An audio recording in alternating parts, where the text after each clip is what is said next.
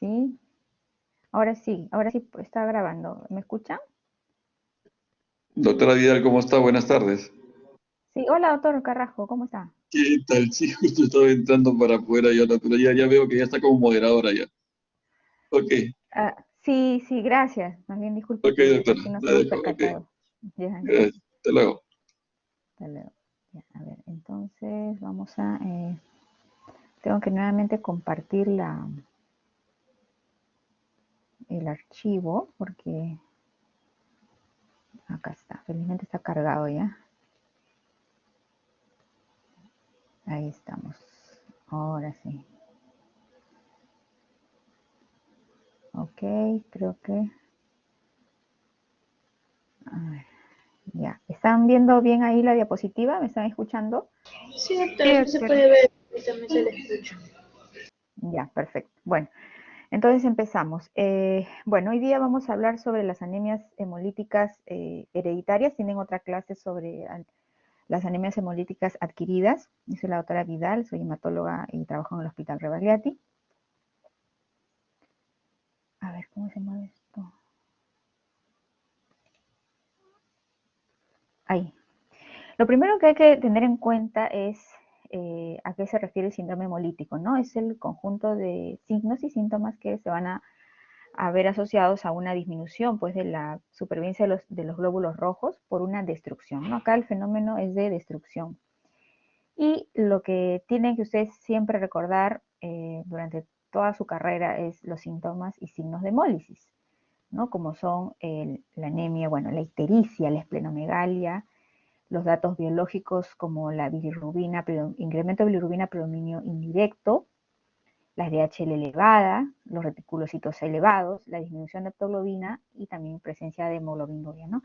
Sobre la esplenomegalia, en algunos casos ustedes no van a ver, a veces no se ve esplenomegalia, o a veces la esplenomegalia es una muy leve o discreta, ¿no? Generalmente cuando ustedes ven una gran esplenomegalia, tienden a pensar que hay otra cosa detrás, ¿no? Más que el fenómeno hemolítico, ¿no? Pero generalmente siempre van a ver un paciente con ictericia, DHL elevada, bilirrubina indirecta elevada, reticulocitosis, disminución de haptoglobina, ¿no? Y coluria o hemoglobinuria si le hacen el examen de orina, ¿no? Entonces, bueno, en un paciente ictérico lo primero que uno tiene que ver si esta ictericia pues es a predominio indirecto y dentro de los diagnósticos diferenciales pues va a estar la anemia hemolítica, ¿no? Ahora, es importante además si es que se presentan algunos hallazgos en la sangre periférica, ¿no? Ante un paciente con este cuadro, bueno, la presencia de policromatofilia, como lo van a encontrar descrito, eh, a ver, no sé si ven la manito que estoy poniendo acá. No, doctor, es que ya la nueva actualización no hay manito. Lo que puedo usar es el lapicito para señalar. Ah, ya, ok, ya. Ya, entonces aquí en la primera foto están estas, ya, acá, ¿no? La presencia de los reticulocitos en sangre periférica es lo que ustedes van a ver como descripción de policromatofilia, ¿ya? O sea, cuando ustedes ven o les entregan un hemograma donde ponen policromatofilia, una cruz, dos cruces, tres cruces, bueno, quiere decir que se ve esta situación y que hay reticulocitos elevados, ¿no? Es un signo, digamos, que lo pueden visualizar en la lámina periférica, ¿no? Ahora, en otros casos, la esferocitosis, ¿no? Aquí está, bueno, señalada en la flecha roja, ¿no? Estos esferocitos que son glóbulos rojos más pequeños, hipercrómicos, sin palidez central, ¿no? Y que pueden encontrarse tanto en la esclerosis hereditaria como en algunas anemias hemolíticas autoinmunes también. Eh, por ejemplo, la presencia de hematíes de forma, aquí no, estos drepanocitosis, ¿no? Falciformes, también, digamos, son importantes si es que se encuentra en el contexto de un paciente con hemólisis. Entonces, cuando nosotros hablamos de anemias hemolíticas podemos de clasificarlo de acuerdo a si son congénitas o adquiridas, de acuerdo al mecanismo, si son corpusculares, o sea, denominada intrínseca por defectos propios, digamos, del glóbulo rojo, o extracorpusculares, que se denominan extrínsecas, de acuerdo al lugar de la hemólisis, si se da en el intravascular o extravascular. Ahora, las anemias hemolíticas inmunes y el déficit de glucosa 6-fosfato deshidrogenasa son anemias hemolíticas intravasculares, ¿no? Y el resto de las anemias hemolíticas son extravasculares, ¿ya? Entonces, ese es el concepto que les quería mencionar. Bueno, la fisiopatología, digamos, sobre la destrucción de los glóbulos rojos, aquí en la parte, digamos, del mecanismo extravascular, ¿no? Va a estar implicado, ¿no? los anticuerpos, ¿no? Y de todas maneras aquí en ambos casos va a haber un incremento de la bilirrubina a predominio indirecto y va a haber coluria, ¿no? O sea, independientemente si es un mecanismo, digamos, extravascular o intravascular, ¿no? Que es este de acá. Ahora, la idea es de que ustedes van a encontrar siempre los signos clínicos, pero también pueden hallar los signos laboratoriales, ¿no? El examen de orina, por ejemplo, ¿ya? Y la destrucción fundamentalmente va a ser en el vaso, ¿no? Y bueno, pero también, claro, si es en el caso del intravascular, pues en los vasos sanguíneos, ¿no? Ese es digamos, a grandes rasgos, la fisiopatología de la anemia hemolítica. Ahora, según la herencia, pueden haber varios tipos de herencia, ¿no? O varios tipos de anemia hemolítica hereditaria, ¿no? Que son, por ejemplo, el defecto de la membrana, si es que hay una alteración del mismo eritrocito de la membrana del eritrocito, como puede ser la esferocitosis, la eritrocitosis, o defecto en el metabolismo, como por ejemplo el déficit de piruvatoquinasa o el déficit de la glucosa 6-fosfato deshidrogenasa. Y el otro es también en la síntesis de la hemoglobina, como las hemoglobinopatías de tipo S, por ejemplo, hemopatías C o las talasemias. Ahora, según las adquiridas, bueno, ahí están las anemias hemolíticas inmunes, que pueden ser autoinmunes o aloinmunes.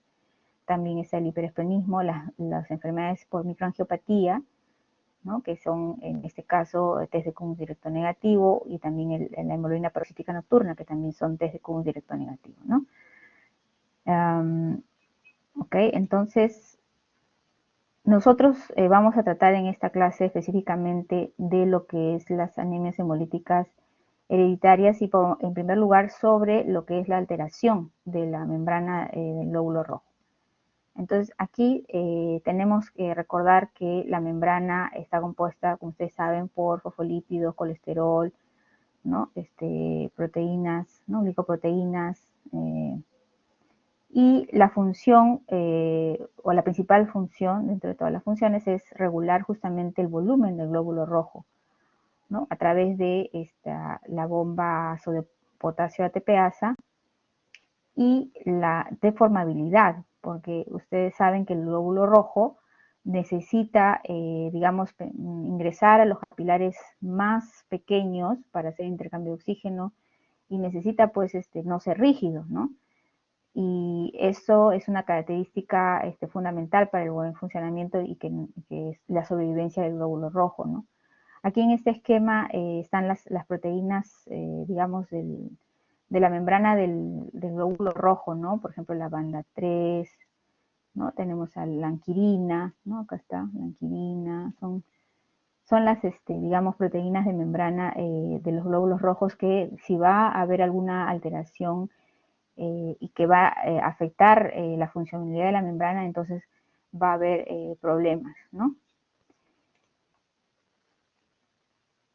Uno de ellos, por ejemplo, es la esterocitosis hereditaria, que es la más frecuente, ¿no?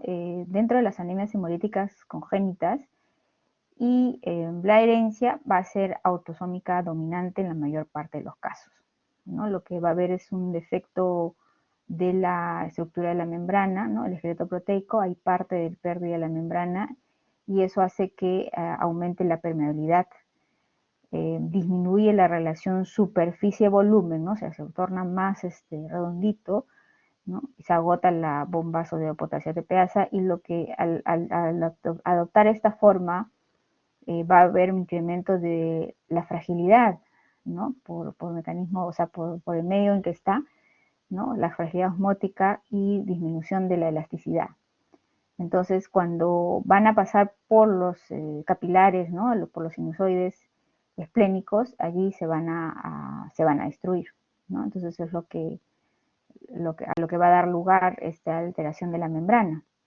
Ahora, siempre en estos casos hay que investigar historia familiar, porque muchas veces ya hay el dato, ¿no? De que los padres o hermanos tienen esta anemia o esferocitosis específicamente, ¿no? Ya diagnosticados, ¿no? O a veces sin diagnóstico, ¿no? Pero también lo pueden referir, ¿no? Por eso siempre en pacientes jóvenes, en niños, con hemólisis, anemia hemolítica, que están sospechando de una anemia hemolítica congénita, es importante investigar esa parte, ¿no? Los antecedentes familiares. Ahora, los síntomas se pueden iniciar tanto al inicio de la vida, digamos, pero inclusive en etapa más adulta, ¿no? Inclusive hasta la tercera década. Bueno, o sea, hay pacientes que no son diagnosticados inicialmente y ya en su etapa adulta recién, o como un hallazgo o porque recién aparecen los síntomas.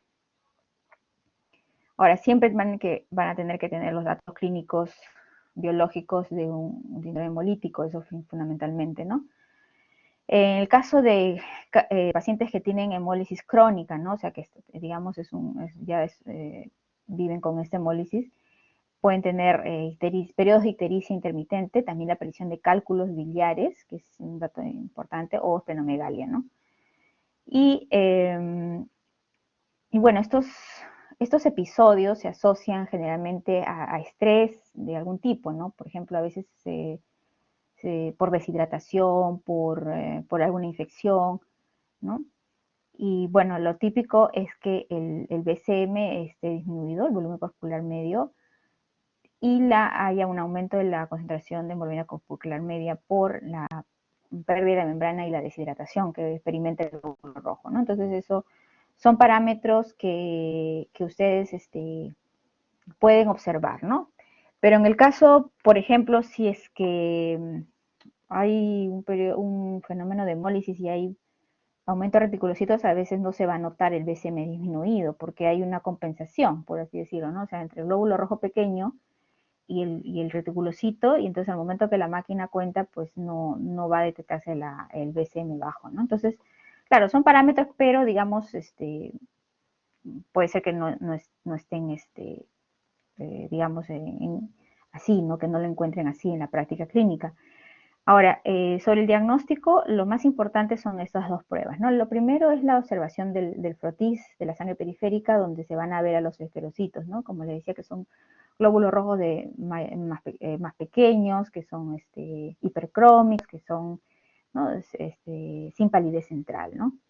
Y eso lo van a poder observar en los pacientes cuando están, digamos, tanto en fenómeno hemolítico como si es que no están en fenómeno hemolítico, porque da igual tienen los esferocitos.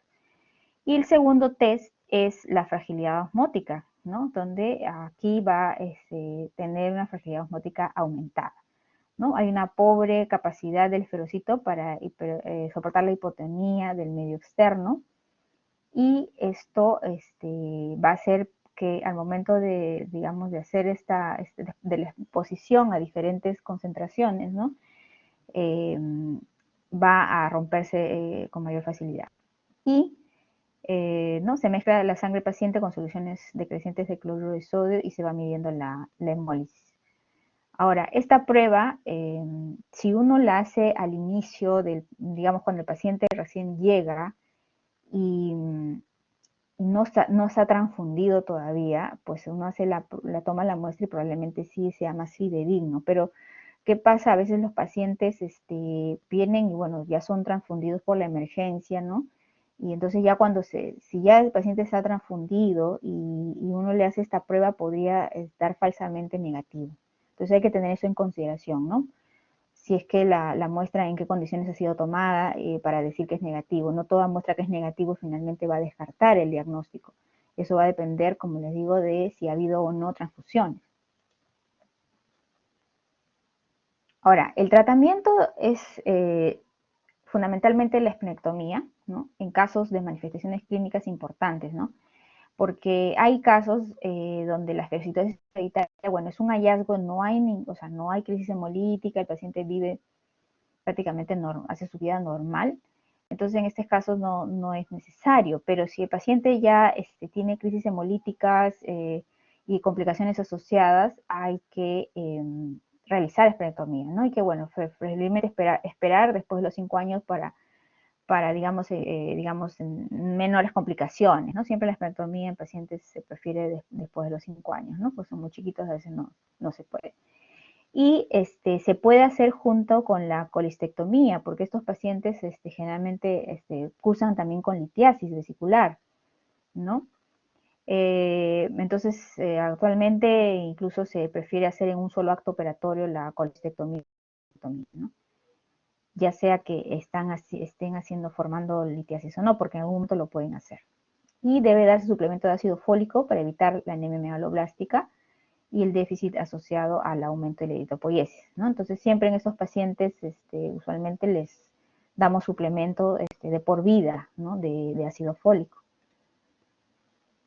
Ahora, bueno, esa es la más frecuente. La eritrocitosis es menos frecuente, pero igualmente es un trastorno de la membrana del eritrocito, ¿no? Donde va a adquirir esta forma elíptica, ¿no? Que ven acá.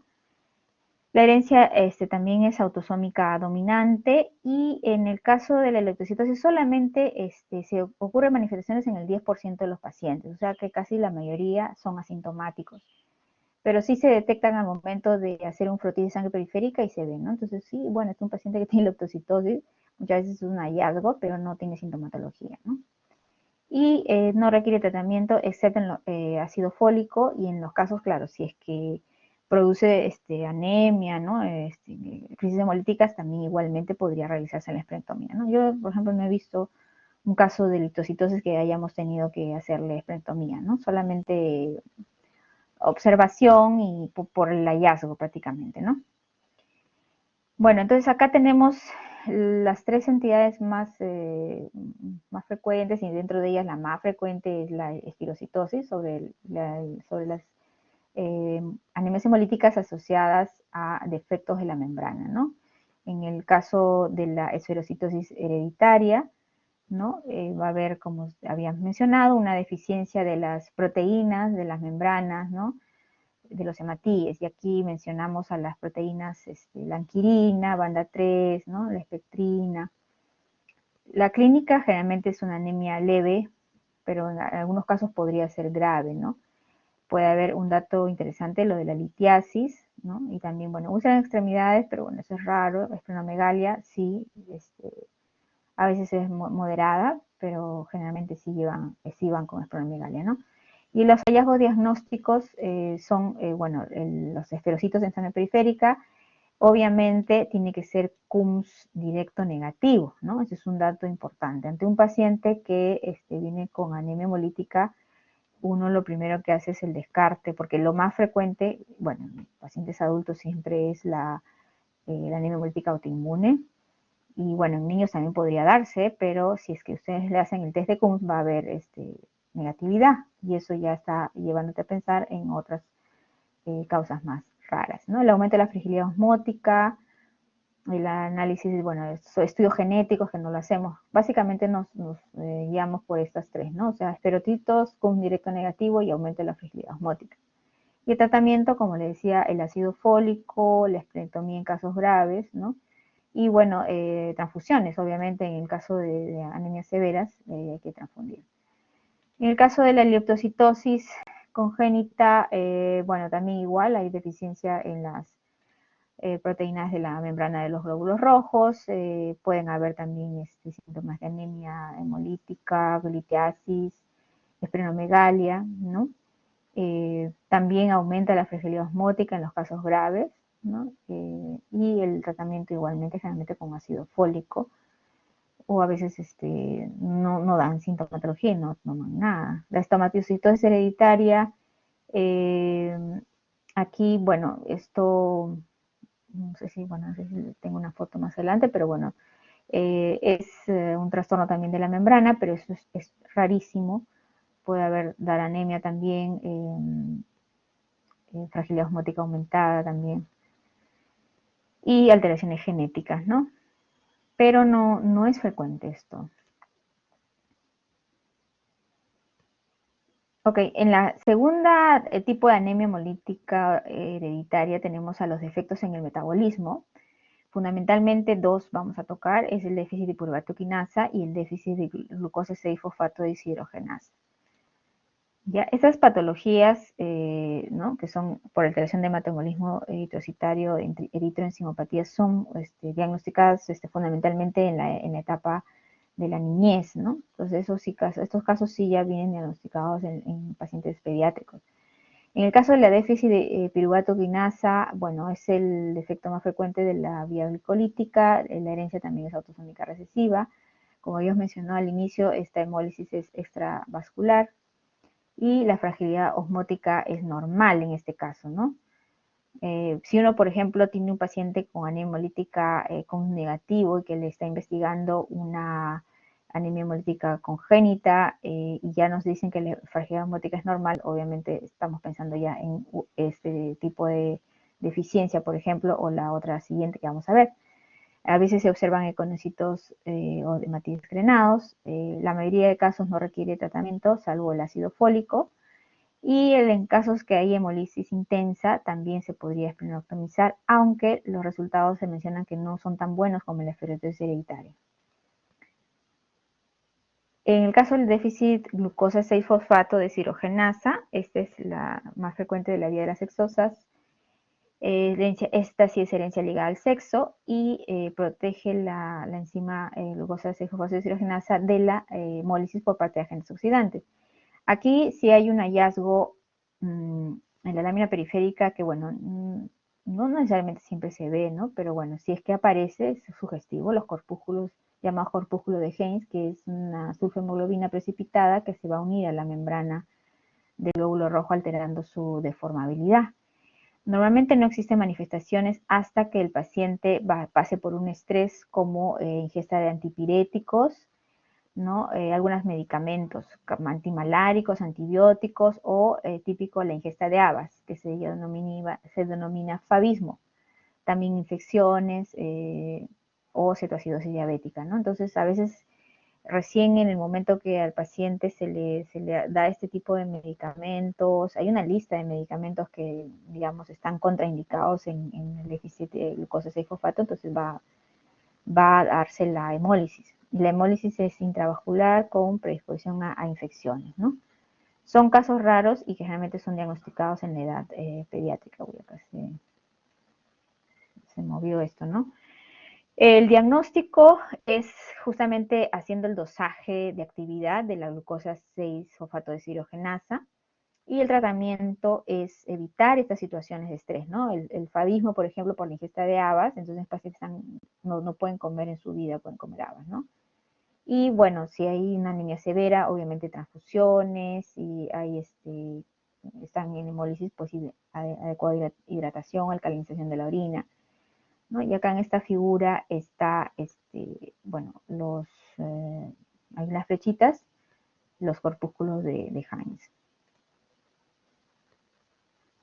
Y aquí hay un cuadrito igualmente sobre las tres más frecuentes eritroenzimopatías, que son la deficiencia de glucosa 6-fosfato deshidrogenasa, la deficiencia de piruvato quinasa y hay otra que también es la deficiencia de la 5-pirimidina nucleotidasa. Bueno, esta de acá prácticamente es mucho más rara, ¿no? Generalmente nosotros cuando tenemos pacientes pediátricos tenemos acceso a las pruebas diagnósticas tanto para deficiencia de glucosa 6-fosfato deshidrogenasa como deficiencia de piruvatoginasa. Entonces, en un paciente que estamos sospechando de esto, sí pedimos al laboratorio que nos hagan estas pruebas, ¿no? De las 5-pirimida eso no tenemos, no hacemos habitualmente.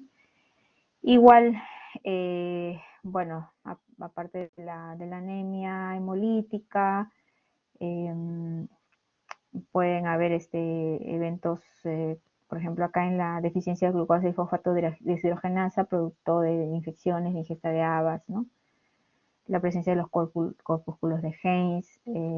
También, obviamente, en estas enfermedades es posible hacer estudios genéticos, pero, bueno, no los disponemos en nuestro país, ¿no? Y el tratamiento es justamente evitar estas situaciones de estrés oxidativo y uso de ácido fólico y en algunos casos graves la esplenectomía, ¿no? Nada más que mencionar sobre estas, de lo que se ha mencionado es lo más importante, ¿no? Ok, ahí el tercer grupo de las anemias hemolíticas son por alteración de la síntesis de hemoglobina, en este caso. Entonces, por alteración de la síntesis de hemoglobina tenemos dos situaciones. Una son las que afectan a la estructura misma de la hemoglobina, que es un cambio cualitativo, ¿no? Como por ejemplo en hemoglobinopatía S, hemoglobinopatía C. Y también hay defectos cuantitativos, que es en la síntesis de una cadena globínica, ¿no? Y ahí están el grupo de las talasemias, ¿no? Tanto talasemia alfa y beta. Entonces, para recordar, ¿no? Que digamos, a través del tiempo, no, digamos, nosotros tenemos predominancia de diferentes hemoglobinas, ¿no? Al inicio, por ejemplo, acá tenemos, ¿no? Las hemoglobinas que le denominan embrionarias, que son la Gower, Portland, ¿no? Al nacimiento tenemos hemoglobina fetal en 75%, hemoglobina A en 25%, y en la etapa adulta ya fundamentalmente tenemos hemoglobina A en un 97%, que es alfa 2, beta 2. También tenemos un porcentaje menor de la hemoglobina A2, ¿no? Que es alfa 2, delta 2, y menos de 1% de hemoglobina fetal. Entonces no es normal encontrar en esa etapa hemoglobina fetal, ¿no? Bueno, acá están en donde se forma, ¿no? El saco vitelino, el hígado, la médula ósea, como habías mencionado anteriormente, y la desaparición, pues, de las hemoglobinas embrionarias y aparición luego de las hemoglobinas al nacimiento, de acuerdo a la presencia de las cadenas globínicas, ¿no? Por ejemplo, acá tenemos, ¿no? Acá la alfa empieza a formarse desde el embrión, pero es la que prevalece, ¿no? Y la otra que prevalece es la beta, ¿no?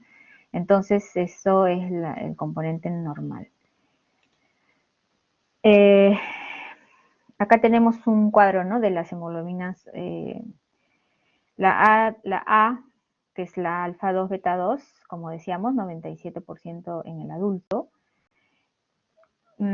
Acá tenemos la A2, que normalmente está de 0.5 a 3.5, pero si nosotros encontramos que está aumentada, entonces la sospecha es de que sea una beta talasemia. Anemia básica, bueno, pero beta talasemia. Y fundamentalmente, tanto que disminuye el déficit de hierro, bueno, lo que quiero que recuerden es básicamente esto, ¿no? Beta talasemia A2. Después tenemos la hemoglobina fetal, que también está en menos de 1% y que aumenta también en la beta talasemia, pero en otras enfermedades también que no tienen que ver con anemia hemolítica. La hemoglobina H, que usualmente no está presente, es en la alfa talasemia, la hemoglobina BART, también en la alfa talasemia, ¿no? fundamentalmente, ¿no? Y las otras Bower-Portland, bueno, no están descritas ya en etapa adulta. Ahora, con respecto a las hemolimpiatías por alteración cualitativa, tenemos dos enfermedades clásicas, ¿no? Que son las anemias de células falciformes y los rasgos falciformes, ¿no? También existen los estados heterocigotos dobles, donde hay consistencia de hemoglobina S con beta-talasemia. Hemos tenido casos. Es rarísimo, pero existe. Y, bueno, hemoglobinatías inestables de Cohn, Chiese-Pey, bueno, esas son raras. Methemoglobina, no.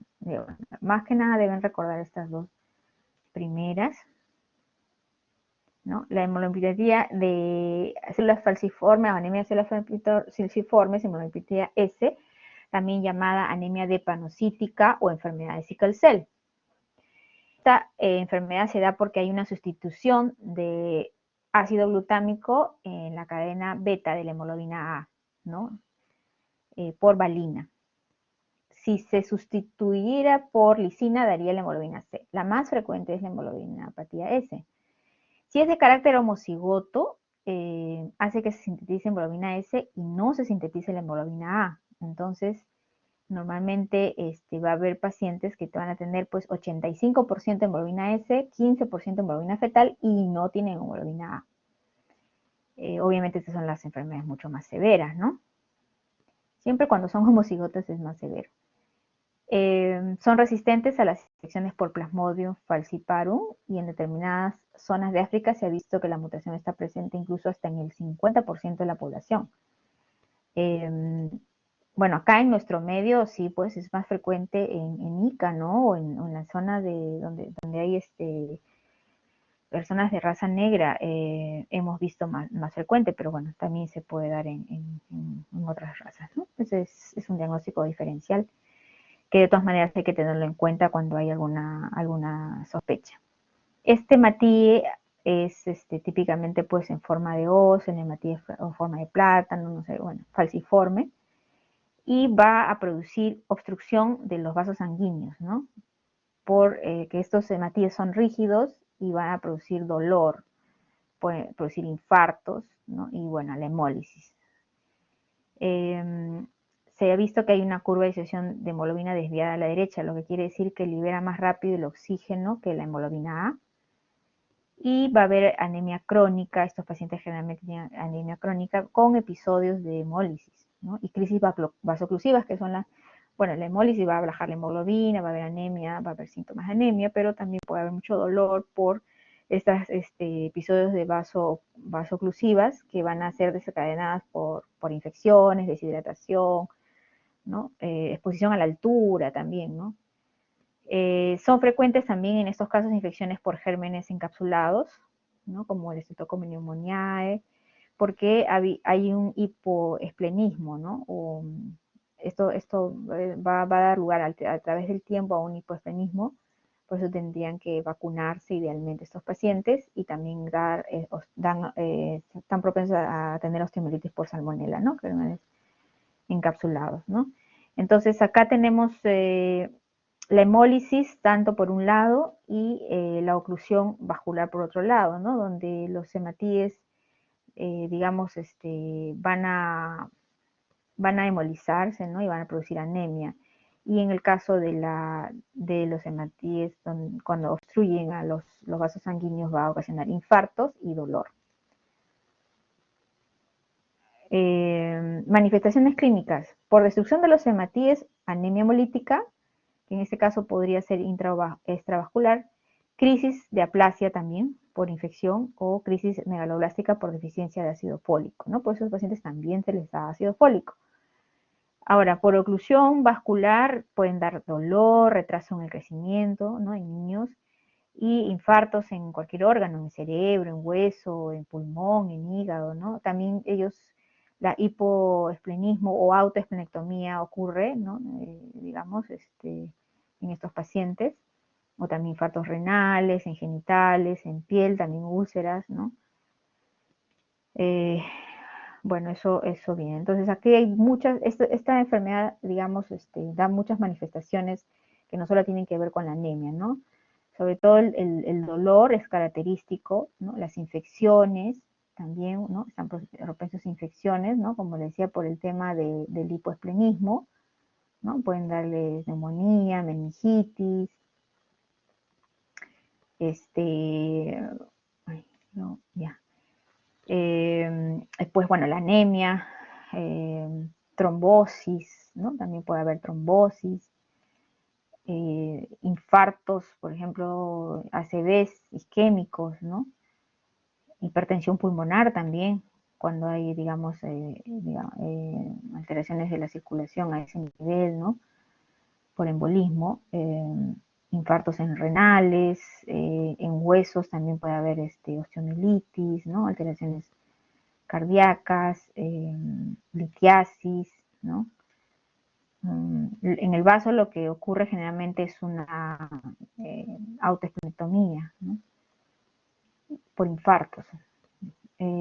También hay trastornos oculares, oclusión de la arteria retiniana, desprendimiento de retina, ¿no? Complicaciones obstétricas, priapismo, ¿no? También podría haber, ¿no? Y bueno, algunas enfermedades endocrinas. El diagnóstico fundamentalmente es por la electroforesis de hemoglobina. Claro que la clínica, pero el test que nosotros pedimos es ¿no? Cuando uno sospecha de hemoglobipatías, tenemos que pedir la electroforesis, pues para ver qué tipo de hemoglobina es la que está predominando. Y claro, en el frotis sanguíneo también se podría ver los de planocitos, ¿no? Están acá, estas células en os o en forma de plátano. Y al hacer la electroforesis de hemoglobina vamos a tener pues una predominancia de la hemoglobina S, ¿no? Entonces el diagnóstico ya está hecho con eso. El tratamiento fundamentalmente pues si hay anemia severa pues transfusiones, el ácido fólico.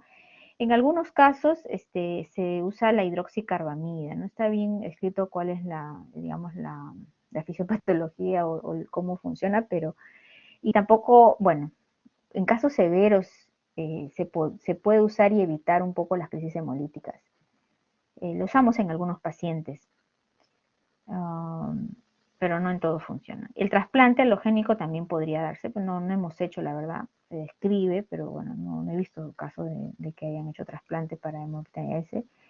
Obviamente en el tratamiento del dolor, si es que vienen con estas crisis, ¿no? Es un dolor muy intenso que prefieren los pacientes, sobre todo a nivel óseo, donde hay que usar analgésicos, hay que usar hidratación adecuada, ¿no? Transfusiones. Y también la prevención de las crisis, por supuesto, ¿no? Sobre todo si hay infecciones, ¿no? Antibióticos, vacunación para bacterias encapsuladas, ¿no? Neumococo, meningococo, hemófilos. Y evitar ambientes también se describe excesivamente fríos, también ejercicio intenso, la altura también, ¿no? Hay hipoxemia ahí, entonces también se puede ver a pacientes que hacen crisis. Lo más frecuente ver es el rasgo falciforme, ¿no? Que en este caso son heterocigotos, ¿no? Heterocigotos, el cuadro es más leve, ¿no? Suelen tener más o menos 30% hemoglobina S y 70% hemoglobina A. Y en este caso no llevan tratamiento, ¿ya? Entonces el rasgo falciforme, bueno, podría ser que en algún caso puedan detectarlo, igual es el diagnóstico por electroforesis. La otra grupo de enfermedades son las talasemias, que son las hemoglobipatías cuantitativas alfa y beta, ¿no? Hay, en este caso, falta de síntesis de las cadenas globínicas en forma total o parcial, y cada talasemia va a recibir el nombre de la cadena de sintetizarte, ¿no? Supongamos que si falta la cadena alfa, entonces es una alfa talasemia, y si falta la cadena beta, es una beta talasemia. Vamos a tener anemia, que puede ser con hipocromía, microcitosis, ¿no? BCM bajo, con incremento del número de hematíes. Ese es un dato muy importante, ¿no? O sea, como recordarán, el diagnóstico diferencial de anemia por deficiencia de hierro es justamente eso. Y a veces vemos que los volúmenes corpusculares medios de los pacientes con talasemia son mucho más bajos, inclusive con la esplenectomía, que la anemia ferropénica, ¿no? Vienen con BCM de 55, 60, entonces eso de ahí es difícil verlo en una anemia ferropénica. Y típicamente, si ustedes ven la cantidad de glóbulos rojos, hay un incremento más bien, a diferencia de la anemia por deficiencia de hierro, que generalmente bajan, ¿no? Hay un desequilibrio de las cadenas alfa-beta que va a producir hemólisis, hay eritropoiesis compensatoria en la médula ósea fundamentalmente, y también se diagnostica por electroforesis de hemoglobina. Igualmente, ¿no? En ambas, tanto la anterior como esta, tienen que hacer electroforesis de hemoglobina. La clasificación, bueno, dependiendo de la severidad, ¿no? Puede ser incluso hasta una hidropesía fetal por alfa-talasemia, donde hay una deleción de los cuatro genes incompatible con la vida, o sea, el paciente fallece. La enfermedad de hemoglobina H, donde hay 3 genes lesionados y hay 70% hemoglobina A y 30% hemoglobina H. Es raro, nunca hemos visto. El rasgo talasémico, alfa-talasémico es lo más frecuente o la talasemia silente, ¿no? La lesión afecta a 2 genes, discreto descenso de hemoglobina, y microcitosis, hipocromía, aumento de Matías, aumento del porcentaje de hemoglobina 2 y fetales, y la hemoglobina fetales son normales. Alfa-talasemia silente, solo hay un gen transfectado y es un transportador silente, ¿no? Generalmente lo que vemos son rasgos, ¿no? La beta-talasemia también, ¿no? Acá es déficit de la síntesis de cadenas beta, que puede ser total o parcial, disminución de la hemoglobina A con aumento de la hemoglobina A2. Y acá tenemos la hemoglobina normal, ¿no? Y la hemoglobina afectada por la beta-talasemia, ¿no? Tiene solamente cadenas alfa. De tipos de beta-talasemia, el talasemia menor o rasgo beta-talasémico es lo que más frecuentemente van a ver. Es un estado heterocigoto, mutación del gen beta, la forma más frecuente. Ahí puede haber una ligera hepatosplenomegalia, hay crisis de ictericia, BCM bajo, incremento de Matías, incremento de A2 y anemia fetal. La intermedia está entre la talasemia mayor y la menor, es más intensa la alteración de la anemia, alteraciones óseas, se trata con transfusión. Y el caso grave ya sería de la beta-talasemia mayor, o también llamada anemia de Cooley, y es un estado homocigoto, en la forma más grave. Empieza a partir del 4º mes de vida, hepatosplenomegalia, deformaciones óseas, ¿no? Retardo en el crecimiento, hay cardiopatías. Bueno, tiene alta mortalidad, ¿no? Hay un gran predominio de hemoglobina fetal, la hemoglobina casi está ausente, alto riesgo de infecciones, sobrecarga de hierro, y bueno, se tiene que tratar con transfusiones, y que como tienen transfusiones seguidas, que el antes de hierro, y en algunos casos esplectomía, ácido fólico y el trasplante, que sería el único tratamiento curativo, ¿no? Pero sí son casos felizmente raros. Esto no deben olvidar con respecto al diagnóstico diferencial de la talasemia menor, es justamente con la deficiencia de hierro, ¿no? Y una cosa que, o sea, el BCM en ambos va a estar bajo, generalmente está más bajo en la talasemia menor. La concentración de hemoglobina corpuscular media va a estar más alto en la deficiencia de, perdón, en la talasemia menor. La anisocitosis va a ser más marcada en la anemia por deficiencia de hierro, el RDW, que es los diferentes tamaños de glóbulos rojos. El punteado basófilo es más frecuente, pero esto es un dato que, bueno, podría no pasarse, ¿no? Y el otro importante, que a veces no nos percatamos, pero hay que ver, es sobre el recuento de glóbulos rojos, ¿no? Entonces, generalmente está alto en la talasemia menor. Es una cosa que nos ayuda bastante a sospechar, ¿no? Si vemos un paciente con anemia microcítica y vemos el RBC alto, entonces inmediatamente estamos solicitando la electroforesis de hemoglobina.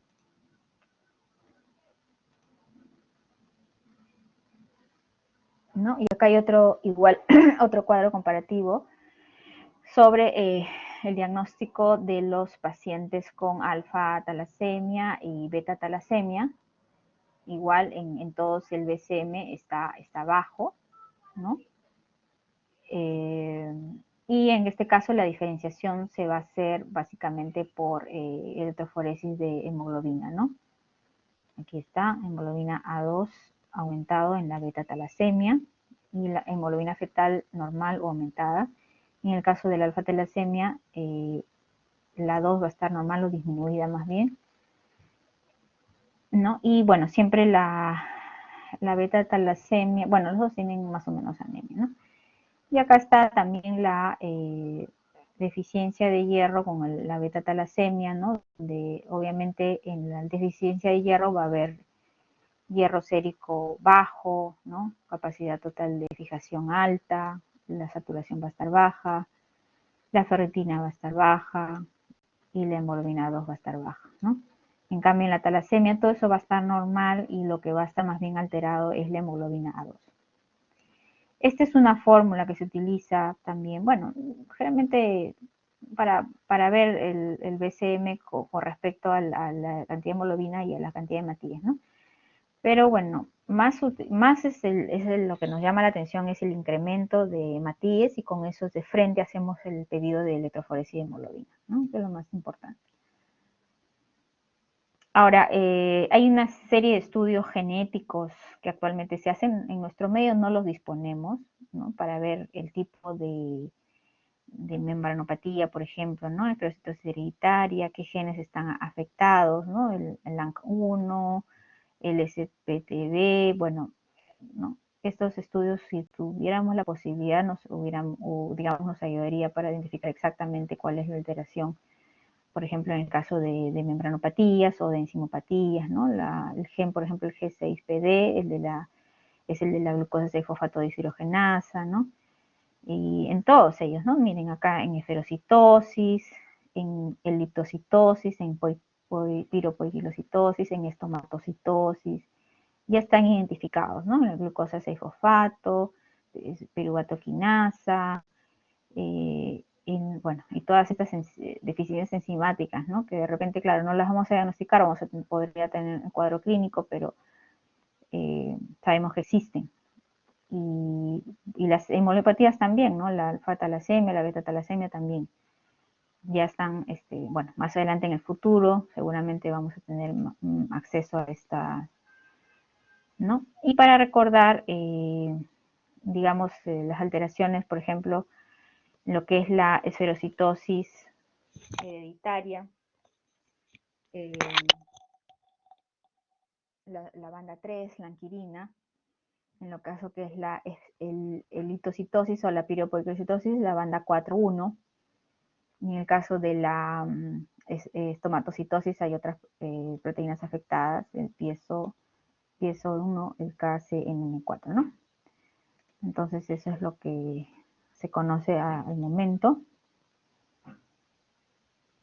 Y bueno, acá hay un esquema sobre cómo hacer el diagnóstico. Realmente nosotros, bueno, nos quedamos en la parte clínica y los estudios iniciales laboratoriales, ¿no? Anemia hemolítica, descartar siempre que sea no inmune, ¿no? Eso es lo primero para poder seguir avanzando en ver si es una anemia hemolítica hereditaria, ¿no? Y si es no inmune, pues hay que ver la morfología, porque puede ser esferocitosis, ¿no? Hay que ver la fragilidad osmótica, porque lo más frecuente siempre es la esferocitosis, y si ya eso no da, bueno, acá de frente ya se van a los análisis moleculares para ver si tiene pues estos genes alterados, ¿no? Bueno, nosotros básicamente hacemos morfología, hacemos fragilidad osmótica, hacemos ya descarte por otras, bueno, enzimopatías, ¿no? Esto es para ver la esferocitosis hereditaria, pero bueno, no tenemos estas pruebas, ¿no? Que en algún momento seguramente. Ahora, yo quería terminar contándoles un caso que hemos visto hace poco, me pareció interesante porque hace tiempo no veíamos. Esto es un chico de 15 años que viene por emergencia en el hospital, ha sido en septiembre de este año, viene con un antecedente de coledicolitis diagnosticada en agosto, y bueno, por dolor abdominal, ¿no? 3 horas de dolor, ¿no? En epigastrio, hipocondrio derecho, y asociada a ictericia, náuseas, vómitos, motivo por el cual acude a emergencia. Sin fiebre, bueno, al ampliar la anamnesis le ven que ya tiene 7 meses de dolor abdominal, ¿no? Que se ve con analgesia, y le han hecho también una colangioresonancia magnética con informe de una piedra en la vía biliar. Al examen físico, bueno, en un paciente en estado, bueno, le ponen así, yo he copiado eso de la historia, ¿no? Regular estado general, ventilando espontáneamente, ictericia en escleras, palidez, en el abdomen, dolor a la palpación en epigastrio y hipocondrio derecho, vaso palpable 3 centímetros debajo del reborde costal. Normalmente el vaso no se palpa. Al examen neurológico no había mayor cosa. En los exámenes auxiliares, el 25 de septiembre, bueno, tenían creatinina, glucosa, no glucosa, que dice tiempo de protrombina, bueno, perfil de coagulación, ¿no? Tiempo de protrombina, TTPA discretamente prolongado, amilasa estaba bien, PCR negativo, leucocitos 18.000, neutrófilos 15.000, hemoglobina 11.5, plaquetas 168.000. Creatinina estaba bien, urea también, TGO 266, TGF 244 estaba elevado, bilirubinas totales 32, bilirubina directa 13, ¿no? Luego al día siguiente, le bajan los leucocitos, la hemoglobina le baja también, 9.6, transaminasa está un poquito más baja, la bilirrubina se había aumentado hasta 48. Bilirrubina directa 24 y bilirrubina indirecta 24. Fosfatasa alcalina 165, está elevado, DHL 249, casi un poquito por encima de lo normal. Bilirubinas totales 47.9, el 27 se sigue muy elevado, bilirubina directa 27, CUMS directo negativo. El 28 de septiembre ya está bajando un poquito las transaminasas, leucocitos están bien, bueno, no me ponen acá la hemoglobina, ¿no? Reticulocitos 10%, 10.8%. Ese es el dato, ¿no? Entonces, no sé si quieren opinar en el chat, a ver qué les parece ese caso. ¿Cuál serían sus sospechas?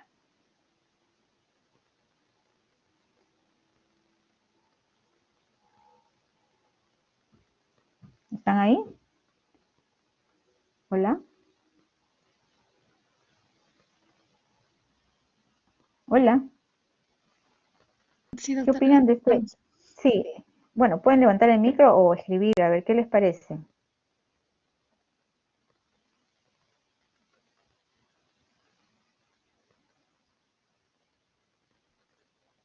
¿Algún comentario? Hoy estoy hablando sola, creo. Hola. Esferocitosis hereditaria, dice Saraí. A ver, ¿alguien más?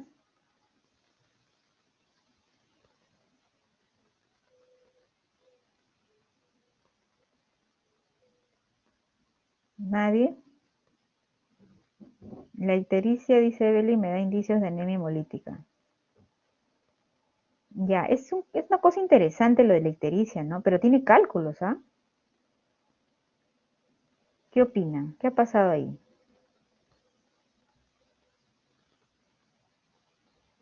¿Estará hemolizando o será que la ictericia es por el problema de los cálculos?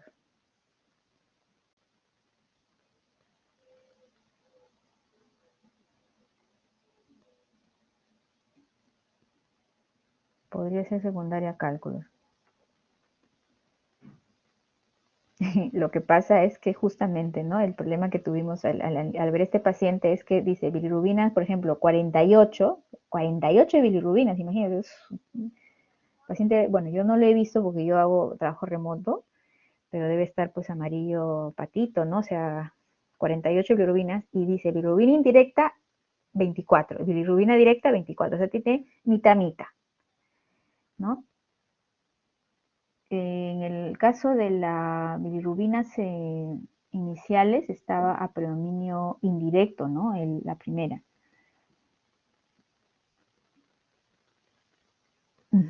Vanessa, muy bien.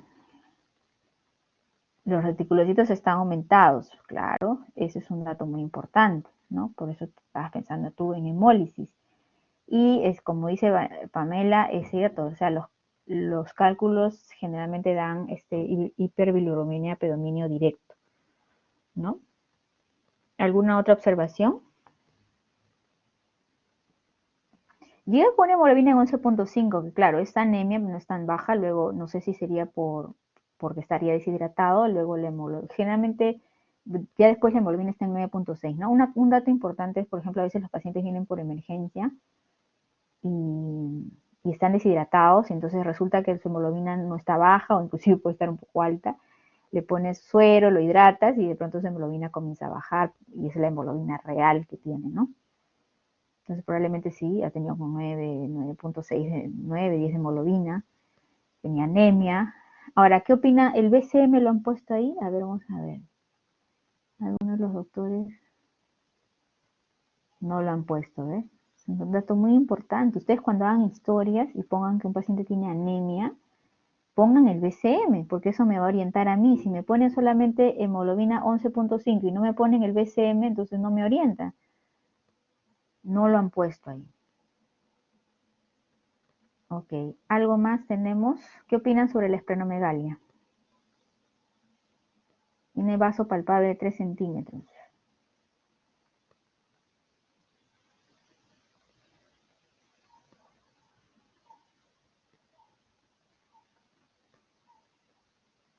¿Por qué sería la esplenomegalia?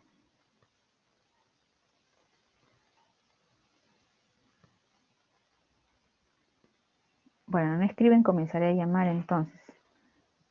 Podría causar una excesiva extrusión de glóbulos rojos por hemólisis. Ya, muy bien, exactamente, por hemólisis podría ser. Bueno, estamos sospechando, pero obviamente no sabemos todavía, ¿no?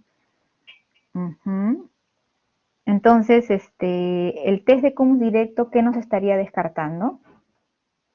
Si estamos sospechando, bueno, si pensamos que es una hemólisis, ¿qué nos estaría descartando? Muy bien, que sea anemia hemolítica autoinmune, efectivamente. Entonces ya eso está descartado, o sea, no es una anemia hemolítica autoinmune. O sea, ¿es una anemia hemolítica? Es la pregunta. Tiene ictericia, pero en una te sale que es indirecto y en otra te sale que está en la mitad.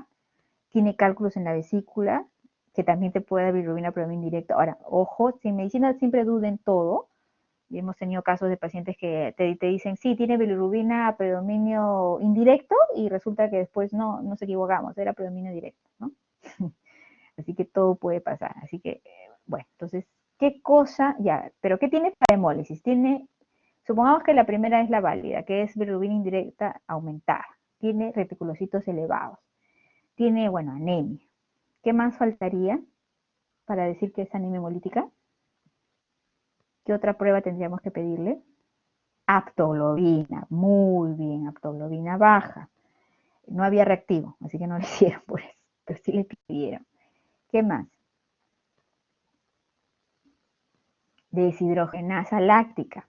Muy bien, ahí la deshidrogenasa láctica salió en 249.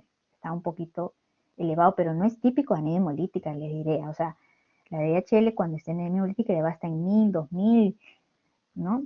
Está bien elevada. Pero bueno, entonces también esas cosas pueden pasar. Pero bueno, ¿qué pasa? Después nos enteramos de que efectivamente el paciente ya había sido estudiado por anemia hemolítica previamente en otro policlínico, ¿no? Estaba bien estudiado y no se le sabía muy bien la causa. Pero el evento por el cual viene ahora es justamente por la litiasis y, acá había una combinación. Entonces lo que sospechamos, es una combinación, o sea, de repente está hemolizando, pero además tiene un proceso de obstrucción biliar y eso es lo que está ocasionando las bilirrubinas tan altas, ¿no? Probablemente las bilirrubinas tan altas sean por más que nada el tema de la litiasis vesicular, ¿no? O más que de la hemólisis, pero sí de hecho tenía una anemia que parecía tener de fondo el paciente, ¿no? Acá está un poco chico, pero ese era el hemograma inicial, ¿no? Hemoglobina 10, les puse para ver el BCM. El BCM está en 93, las plaquetas 146.000, leucocitos 6.000, y un examen de orina que también se tomó, que estaba con urobilinógeno positivo, una cruz, ¿no? Leucocitos 0 a 1, está normal, ¿no? Entonces, el BCM estaba normal. Entonces, normalmente la anemia hemolítica, ¿cómo está el BCM? A ver, si no escriben yo llamo, a ver. Aumentado. Muy bien, Saraí, aumentado. Entonces, no va, ¿no? Debería estar aumentado. Y alguien dijo esferocitosis, tú misma creo, Saraí. ¿Cómo está en la esferocitosis el BCM? Aumentado en la esferocitosis, doctora. No, si estamos diciendo que los glóbulos rojos son chiquitos y... ¿Cómo está el BCM en la... Disminuido, doctora. Disminuido. Disminuido. Muy bien, Johanna. Entonces, no nos sirve, ¿no? Ese BCM es normal, entonces no sabemos. No ponen ninguna observación en la lámina periférica, lo único que vemos acá abajo dice glóbulos rojos nucleados 2, o sea, tenía glóbulos rojos nucleados. Es un dato importante también, ¿no? Porque la presencia de glóbulos rojos nucleados lo vemos en anemia hemolítica y también en procesos de infiltración de médula, en leucemias, ¿no? Esas cosas. A ver, entonces, la ecografía abdominal hicieron, tenía un hígado, dice 13 centímetros, sectasia de la vía biliar intrahepática, porta de 9, colédoco 6, vesícula biliar hidrópica de 13 centímetros, ¿no? 13 centímetros, bien grande, ¿no? Con barro biliar denso, bueno, sin litiasis aparente, pero eso ya lo habían visto en la coladora de resonancia, tenía coágulos, ¿no? Vaso aumentado, dice de 15 centímetros, páncreas, vejiga vaca, entonces, ok, tenemos una esplenomegalia, no hay signos de cirrosis ni hipertensión portal, lo que sí hay litiasis. Entonces, vamos a ver, esta es su lámina periférica. A ver,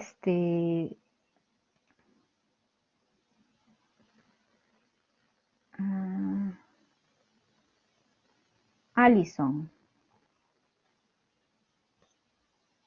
¿Alison?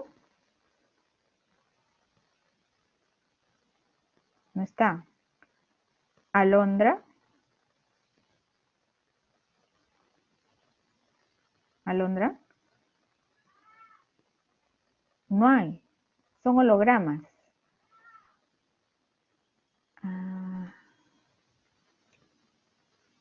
Yusara.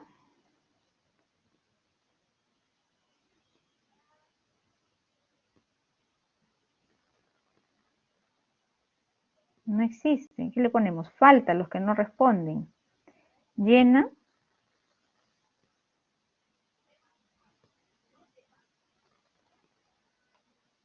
No está. Falta también.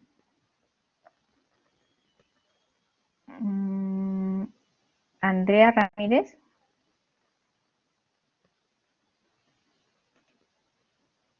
Uy, ay, ay.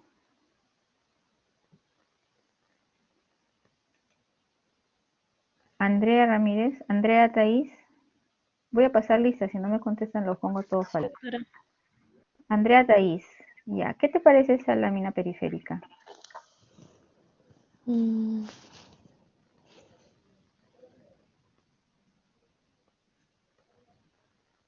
hay glóbulos rojos que no son, que no tienen el...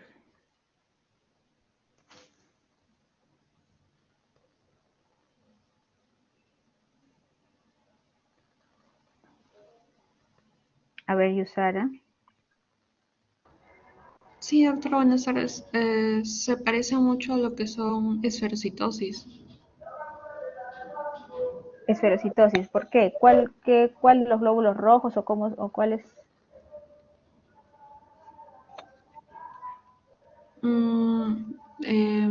Los glóbulos rojos, doctora. Se nota que los mismos glóbulos están de una forma muy redondeada y bastante marcada. Aparte, parecen estar hipercrómicos en algunos lados, como también hay partes en las cuales no están y presentan eh, como una ligera pérdida de color en el centro. Claro, como usted está marcando, eso me parece en esferocitosis.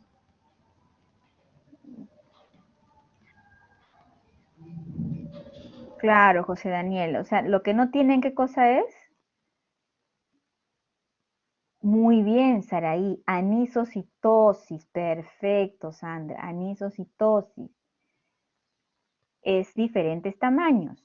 ¿Cómo son estos glóbulos rojos que estoy señalando? ¿Grandes o chiquitos?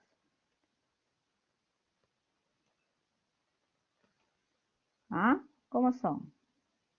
Miren acá, la referencia es este neutrófilo. ¿Cómo son estos glóbulos rojos? ¿Ah? Chiquitos, muy bien, Evelyn. Son pequeños, número 1. Número 2, no tienen palidez central. Número 3, ¿qué dijo su compañera? ¿Cómo está el color?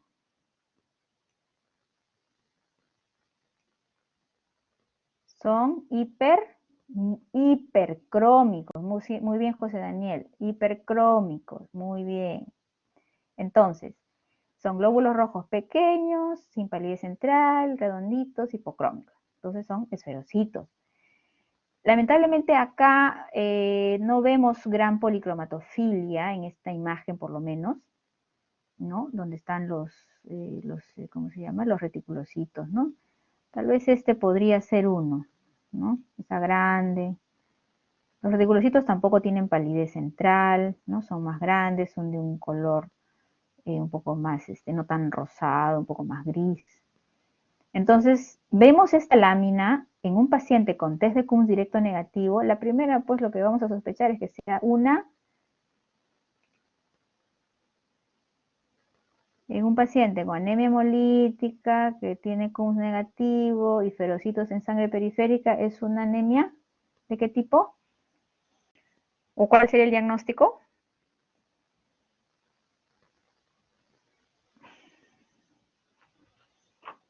A ver, ¿cuál es el diagnóstico entonces? Ahí tiene, bueno, con esa lámina yo ya hice el diagnóstico.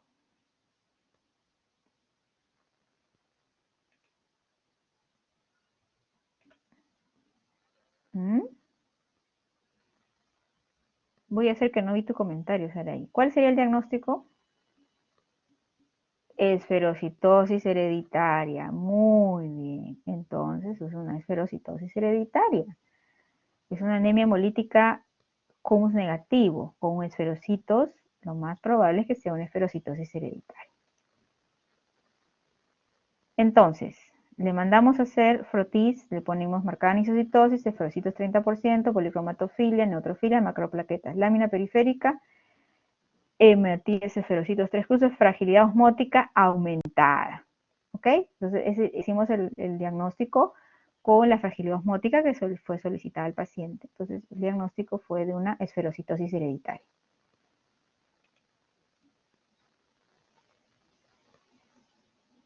Saraí. Si no, voy a hacer que no vi su comentario de Saraí. Entonces, este caso es un caso de que ha sido diagnosticado recién, ¿no? Recién, y ha venido, ya pues tiene 15 años y recién le hemos diagnosticado, recién nadie sabía por qué le estaban dando prednisona, le estaban dando otras cosas, era una esferocitosis hereditaria, tenía cálculos que son típicos, litiasis. ¿Qué es lo que debería haberse hecho con este paciente entonces? ¿Cuál es el manejo de este paciente? A ver, tratamiento. ¿Qué hacen con este paciente? Ya le diagnosticaron, tiene litiasis por vesicular y tiene esferocitos, tiene esferotitis hereditaria, tiene esplenomegalia, tiene anemia. ¿Qué hacen? ¿Cuál sería el tratamiento? Muy bien, Karen, esplenectomía, muy bien. Y junto con la esplenectomía, ¿qué tendrías que hacerle? Muy bien, Johanna, colicistectomía, suplemento de ácido fólico, perfecto. Entonces, pero el manejo agudo de este paciente que ha venido con primero, claro, apagar un poquito el cuadro digamos, de la litiasis, pero esplenectomía, perdón, colistectomía y esplenectomía en un solo procedimiento. Bueno, al final les comento porque en qué terminó el paciente, le hicieron la colistectomía, no le hicieron la esplenectomía porque no sé por qué, no estuve presente, deberían haberle hecho. Este paciente va a regresar con un fenómeno hemolítico, con una anemia hemolítica seguramente, y van a tener que sacar el vaso. Lo ideal hubiera sido hacerlo en un mismo acto operatorio, ¿no? Que le saquen el vaso y que saquen la vesícula. Y con eso, adiós esferocitosis, adiós problema, el paciente va a hacer su vida normal. ¿Ok? Se va a hacer su vida normal. Bueno, tenemos unos minutitos antes de terminar la clase, no sé si tienen algunas preguntas. Algo que no haya quedado claro. Estas pueden ir preguntando, levantando la mano, son patologías, las anemias hemolíticas hereditarias son patologías raras. Cuando ustedes vean un paciente con anemia hemolítica, lo primero que tienen que descartar es que sea una anemia hemolítica autoinmune. Pero si ya ven que no es una anemia hemolítica autoinmune por un test de Coombs directo negativo, entonces ya tienen que ver este tipo de, digamos, anemias hemolíticas congénitas, o tienen que ver lo que es la hemoglobinuria paroxística nocturna, ¿no? Por ejemplo, las microangiopatías, ¿no? También causas de anemia hemolítica. Transfusiones, sí, claro, es un paciente que se tiene que transfundir cuando tenga la anemia sintomática, ¿no? Las anemias hemolíticas solo los transfundimos cuando tienen anemias sintomáticas. Si no, no se transfunde porque igual lo va a destruir. Entonces, si vino con una hemoglobina de 3, de 4, ¿no? De 5, bueno, sí. Pero si está con 6 y es crónica, no, de repente no necesita en ese momento, no, no necesita, ¿no? Ahora, siempre en las anemias hemolíticas hay que darle suplementos de ácido fólico y, y bueno, en estas hereditarias prevenir los cuadros si es posible, si es que ya se tiene un diagnóstico definido, ¿no? Entonces a los pacientes nosotros les decimos que bueno, que tienen que dormir bien, que tienen que hidratarse bien, que tienen que cuidarse de las infecciones, ¿no? Todas esas cosas para evitar esas crisis. ¿Qué más?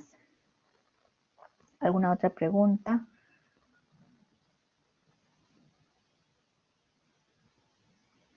Bueno, de mis preguntas son sencillas. Creo que todo lo que hemos tocado en la clase. Acuérdense bastante de que en un paciente que le van a pedir test de Coombs directo es cuando realmente demuestran la hemólisis. Entonces lo primero que tienen que hacer es demostrar la hemólisis. Muchas veces he visto médicos que piden, o sea, tienen una anemia y le piden test de Coombs directo. Primero tienen que demostrar que sea hemolítica. Entonces lo primero que tienes que hacer es, si el paciente tiene DHL alta, acá en este caso, por ejemplo, en ese examen no tenía DHL muy alta, ¿no? Pero generalmente tienen DHL alta, aptoglobina baja, reticulocitos elevados, ¿no? Ictericia indirecta, o sea, todos esos criterios antes de pedirle un test de Coombs directo, antes de decir que es anemia hemolítica, ¿no? Al inicio, un poco claro, el tema de la ictericia indirecta en este caso, por ejemplo, nos hizo confundir un poco porque claro, tenía dos procesos, ¿no? O sea, yo podría asumir que todo era la ictericia directa, ¿no? Pero si es que tiene además la hemólisis, o sea, son dos cosas diferentes, entonces, ¿qué pasa? Este paciente, les comento, ¿no? Fue operado y se acabó la ictericia, todo, y quedó con una ictericia, pero ni indirecto, que era lo de su anemia hemolítica por desferocitosis. Entonces ya no tenía el problema del, digamos, biliar, sino tenía solamente el problema de la anemia hemolítica, ¿no? Entonces, eso se pudo ver después, ¿no? Pero cuando viene inicialmente en el cuadro, bueno, claro, la esplenomegalia no cuadraba, ¿no? Porque si fuera solamente un paciente que viene con ictericia y tiene un poco de anemia, bueno, la anemia podría ser, habría que buscar qué causa, no tenía un BCM alto tampoco, ¿no? Entonces, uno primero tendría que demostrar la hemólisis, pero el dato de policromatofilia es importante y eso sí se reportaron en las láminas siguientes. Lo decían policromatofilia.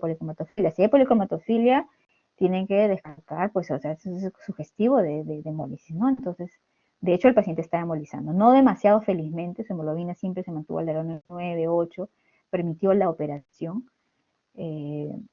pero sí lo que más le aquejaba era el dolor en hipocondrio derecho y era la ictericia, inclusive tenía transaminasemia, felizmente no hizo pancreatitis, o creo que sí hizo pancreatitis en algún momento, me parece, pero al menos en esa amilasa no.